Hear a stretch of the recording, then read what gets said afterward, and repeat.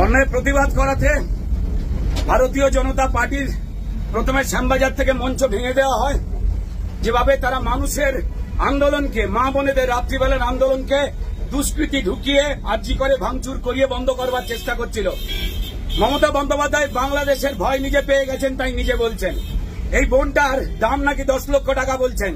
আজকে সকালবেলা থেকে প্রতিবাদ আন্দোলন যখন ভারতীয় জনতা পার্টির আমাদের লোকজনেরা করতে গেছিল, ওখানে রূপা গাঙ্গুলি রয়েছেন, অগ্নিমিত্রা পাল রয়েছেন, বাকি অন্যান্য নেতৃত্বরা যখন রয়েছেন, এবং আমরা যখন কালচারাল সেলের পক্ষ থেকে প্রতিবাদ করেছি, রাস্তা নাকি জ্যাম হচ্ছে এই অজুহাতে আমাদের মারধর করে গ্রেপ্তার করা হলো।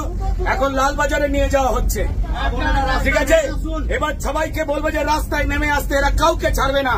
দল মত ঝান্ডা ছাড়া, ঝান্ডা নিয়ে যে কোনো কেউ রাস্তায় নেমে আসুন, এরা খুন করে দেবে সবাইকে। জোর করে একটা মেয়েকে মেরে তথ্য প্রমাণ লোপাট করার সময় এত পুলিশ ছিল না যত পুলিশ মানুষের মুখ বন্ধ করার চেষ্টা করছে। হ্যাঁ, এখন লালবাজারে বুঝছে কত লালবাজারে জায়গা আছে। সারা পশ্চিমবঙ্গের মানুষ এবার রাস্তায় নামবে, কতজনকে জেলে পুরবে।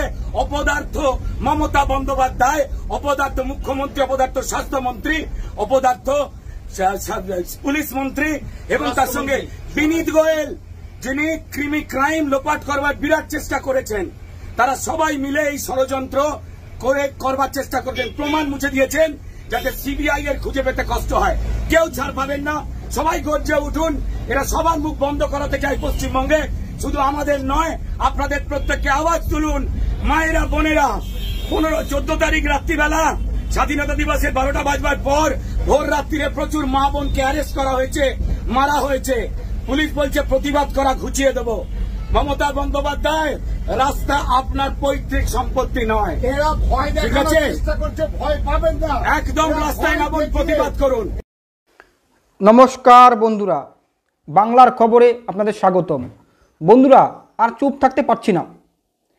আরজি কর যে হসপিটাল, রাধা গোবিন্দ কর যে হসপিটাল এবং মেডিকেল কলেজ, সেই কলেজে যে এক দিদিকে, একটা ডাক্তারি পড়ুয়া এক দিদিকে যে নৃশংসভাবে রেপ করে হত্যা করেছে ওই কলেজের কর্তৃপক্ষ অর্থাৎ প্রিন্সিপাল নেতৃত্বে, এবং এই ঘটনাটা পুরো একদম ধামাচাপা দেওয়ার জন্য, লোপাট করার জন্য যেভাবে সরকার পুলিশ লেলিয়ে দিয়েছেন এবং সরকার নিজে যেভাবে উদ্যোগ নিয়ে পুরোপুরি একদম ধামাচাপা দেওয়ার চেষ্টা করছে, তার বিরুদ্ধে 14 তারিখে রাতেবেলায় যে বাংলার মায়েরা আন্দোলন মুখর হয়েছে পুরো বাংলাতে ধরে, বা বাংলাতে পুরো পশ্চিমবাংলা ধরে,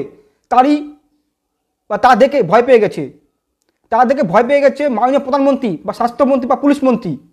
তারপরে একের পর এক এই সমস্ত মা বোনদের জেলে পড়া থেকে শুরু করে, মারধর দিয়ে তুলে দেওয়া থেকে শুরু করে বিভিন্ন রকম অত্যাচার চালাচ্ছে রাজ্যে। সে বলার অপেক্ষা থাকে না বা বলার অপেক্ষা রাখে না। 15 আগস্ট এবং 16 আগস্টে বিজিবি থেকে আরজি কর হসপিটালে একটি প্রতিবাদ মিছিল বা পদযাত্রা আয়োজন করেছিলেন রাজ্য নেতৃত্ব।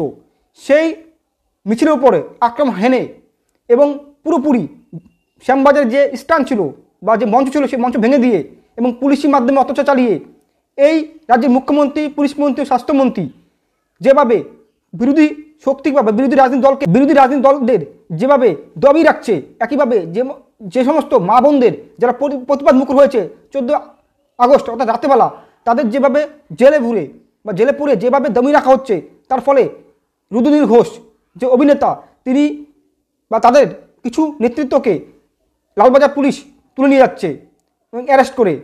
তার ভিডিও আমি দিলাম। তিনি পুঙ্খানুপুঙ্খ ব্যাখ্যা দিয়েছেন কীভাবে শ্যামবাজারে বিজেপির মঞ্চ ভেঙে দিচ্ছে, কীভাবে 14 তারিখ রাত্রে মা বোনদের তুলে নিয়ে গেছে, মানসিকভাবে নির্যাতন করেছে, শারীরিকভাবে নির্যাতন করেছে পুলিশ, এবং বলেছে পুলিশ আন্দোলন ঘুচিয়ে দেবে সরকার বিরোধী। পুরোপুরি এটা রাজ্য সরকারের নেতৃত্বে বা রাজ্য সরকারের উপর মহলের নেতৃত্বে হচ্ছে। এবং 14 তারিখে রাত্রেবেলা যে আরজি কর হসপিটালে যে হাঙ্গামা বা দাঙ্গা সৃষ্টি করেছে, ওগুলো হলো অনেকে বলছে, অনেক সোশ্যাল মিডিয়া বলছে এগুলো কিছু সংখ্যালঘু সম্প্রদায় হাওড়া, কসবা, মেটিয়াবুরুজ, কলকাতা বন্দর বিভিন্ন অঞ্চল থেকে তুলে এনে গাড়ি করে অর্থাৎ লরি করে এই ভাঙচুরগুলো চালিয়েছেন প্রমাণ লোপাট করার জন্য। যদিও পরে শোনা যাচ্ছে যেই 3 তলাতে বা 14 তলাতে যেই কেসটা হয়েছে বা যে ছাত্রীকে মারা হয়েছে, ওই ঘর ভাঙতে না ভুলবশত অন্য ঘরে ভেঙে দিয়ে এসছে বা অন্য জায়গা ভেঙে দিয়ে এসছে, ওই ঘর না খুঁজে পেয়ে।